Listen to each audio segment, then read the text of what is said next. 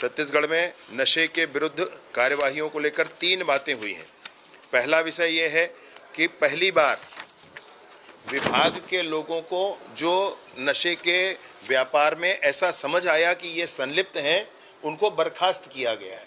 और जो लोग बर्खास्त हुए हैं उन्होंने चूंकि उन्होंने अवैध नशे के कारोबार के आधार पर उगाही करके संपत्ति बनाई थी, इसलिए उनकी 1 करोड़ 80 लाख की संपत्ति को भी अटैच किया गया है, फ्रीज किया गया है।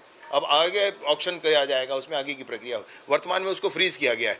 ये अकेले बिलासपुर जिले में 4 लोगों को टर्मिनेट किया गया, सस्पेंड नहीं भाई, टर्मिनेट किया गया है विभाग से, पुलिस विभाग से, और उनकी संपत्ति 1 करोड़ 80 लाख को फ्रीज किया गया है। ये सिर्फ बिलासपुर का है। ऐसे अन्य जिलों में भी कार्यवाहियां हुई हैं।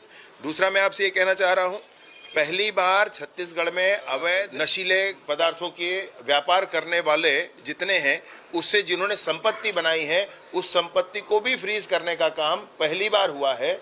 और ये 4 प्रकरण हैं। इन चारों प्रकरण में संपत्ति फ्रीज की गई है। ये पहली बार हो रहा है छत्तीसगढ़ में। इसके अतिरिक्त एनडीपीएस केसेस के में पिट एनडीपीएस के अंतर्गत प्रकरण बनाना और उस पर कार्रवाई करना, 180 से अधिक प्रकरण बने और 47 लोगों को अभिरक्षा में लिया गया है। पिट एनडीपीएस केसेस, यह भी छत्तीसगढ़ में पहली बार हुआ। यानी कि छत्तीसगढ़ में नशे के विरुद्ध पुलिस ने जो किया है, उसमें अपने ही विभाग के कर्मचारी अगर वो संलिप्त हैं तो उनको बर्खास्त करना और उनकी संपत्ति को फ्रीज करना।